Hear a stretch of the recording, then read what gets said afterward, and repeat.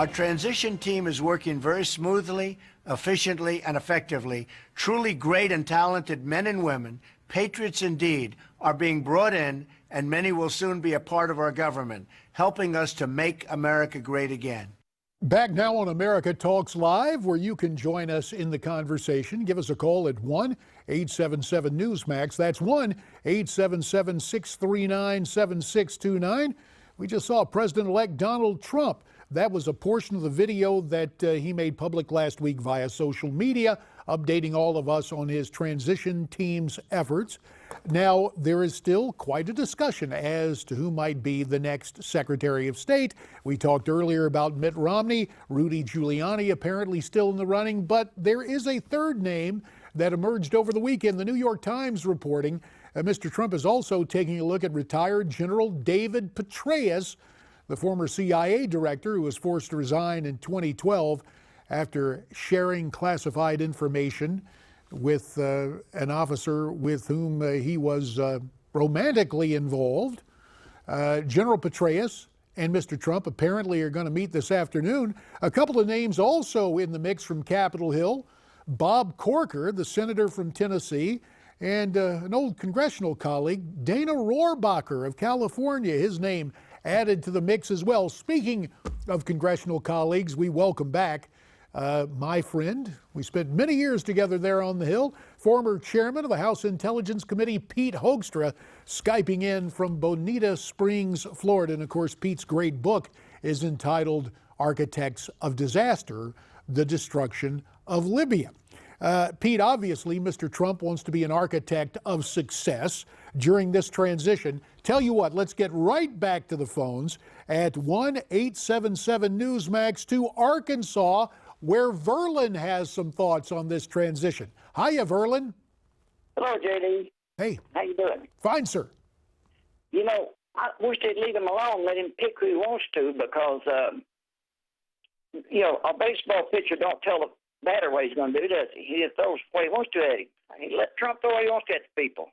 Yeah, you know, it is, and I'm not so sure, Verlin, let me get Pete in on this discussion. I'm not so sure if it's ideological or more just processed, because, you know, Pete, as we've gone to a news cycle that seems to change by the nanosecond with the advent of all the different networks, with social media, there's so much out there. This is very different from Richard Nixon in 1968, where all at once he introduced his cabinet, and even some people on the left are saying what Verlin's saying: give the guy a chance to put together his cabinet and then comment on it.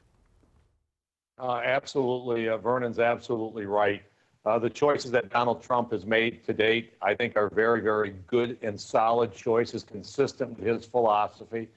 The names that are being bandied around for Secretary of Defense, Secretary of Commerce, Secretary of State, they're all good people, and they all have different talents. They bring certain things to their jobs.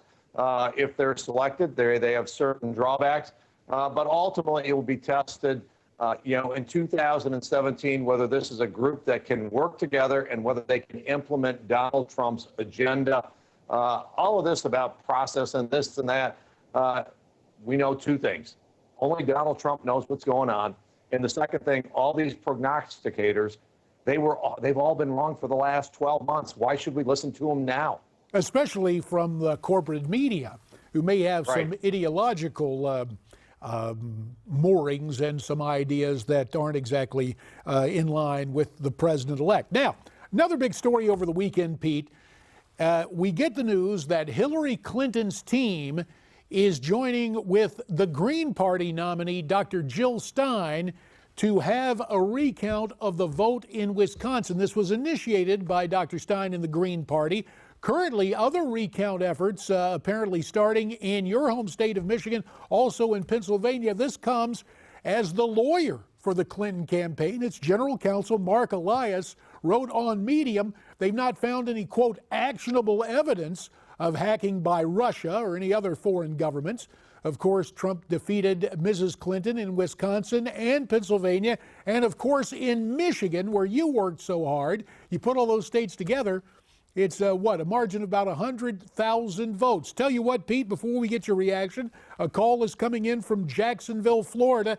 Donna wants to weigh in on this recount. Hi, Donna. Hi, JD. Thank you for taking my call. You bet. I was wondering where the Republican Party is in all of this recount business, and is anyone trying to track where the money is coming from to back it? That's a very good question. And Pete, to you, we've been hearing reports that this really started as a fundraising gimmick for the Green Party. And in fact, Mr. Trump himself has referred to this as a, quote, scam. What say you about, apparently it looks like we've lost Pete's transmission. He looks nice, but if he looks like he's frozen, it's because there's a transmission problem. So Donna, let me try to answer your question. Not really sure where the Republican Party is formally in all of this because, of course, Reince Priebus, the chairman of the RNC, as Mr. Trump's chief of staff designate, is working with the transition. But as I was mentioning, Donna, it appears this started as a fundraising drive for the Green Party to recruit more candidates and get ready for the future. And now Mrs. Clinton gets in at the last hour. I think, Donna, really Mr. Trump, not only as now the president-elect, but really as the head of the Republican Party now, since he's been elected president, speaks for the party. He has called it a scam.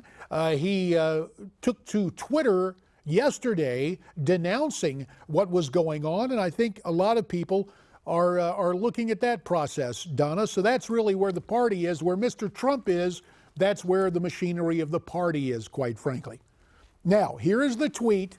In addition to winning the Electoral College in a landslide, I won the popular vote if you deduct the millions of people who voted illegally. That tweet has really incensed the corporate media, but you take a look around the country, and especially in a state like California that allows anybody with a driver's license to register to vote, it's not too far of a stretch to think there may in fact have been millions of votes cast by illegal aliens. Back to the phones we go to Rhode Island. Lewis is on the line to talk about the Secretary of State's job and Mitt Romney. Hiya, Lewis.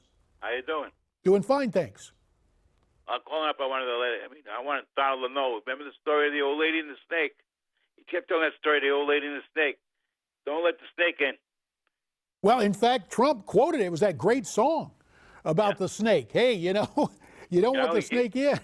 Yeah, he kept saying every during the campaign. He kept telling that story, the old lady and the snake. I mean, I guess he can listen to his own story. Well, I think part of this is for public consumption, Lewis, and let me give you my theory on this.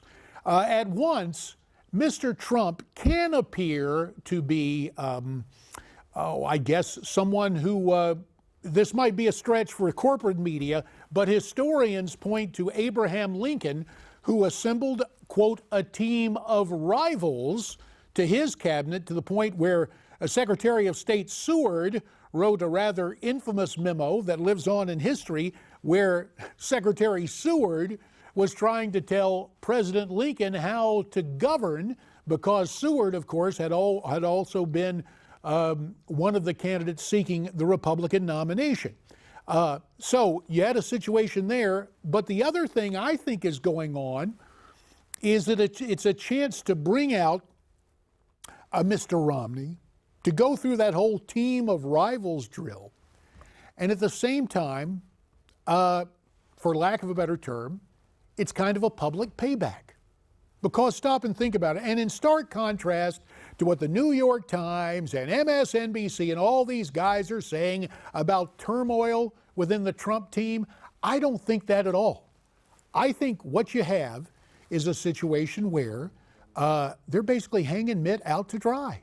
And I can envision a situation where Mr. Trump calls Mr. Romney and simply says, look, Mitt, you're a great guy. We'll get past that, but the people just don't want you. Pete Hoekstra, final 45 seconds to you once we've established the contact. What do you say about my theory? This is kind of publicly hanging Mitt out to dry, and Mr. Trump can appear rather magnanimous. That's a possibility. I don't think that was the intent when they started this process, but that is where they may end up. That, Mr. Trump wanted to engage with Mr. Romney, was serious about potentially putting him into the cabinet, but recognized that it was just a step too far. So I think it's possible. I don't believe that that was the intent of Mr. Trump going into the process. Oh, fair enough. That, in fact, may be true, and the process of the transition continues. We'll see what happens with guys like my colleague, former Congressman Pete Hoekstra. Pete, thank you very much for your time today. Really appreciate it. Coming up next, Castro is dead. What does that do with all the deals Mr. Obama was trying to make with that communist nation? We'll talk about that when we continue.